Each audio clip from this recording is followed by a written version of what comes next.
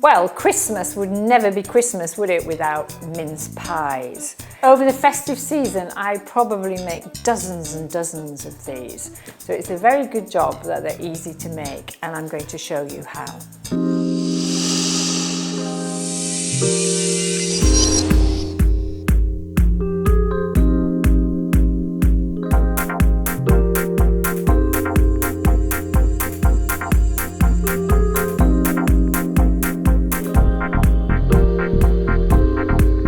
I like a little variety when I'm making my mince pie, so for these I've made 6 lids, and for the other 6 these lovely little stars.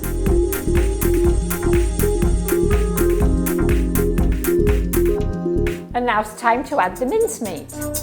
If you'd like to make your own mincemeat, check out the link below.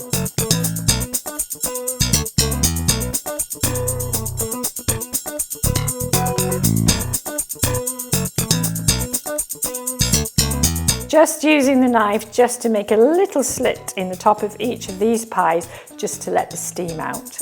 And now they're ready for the oven.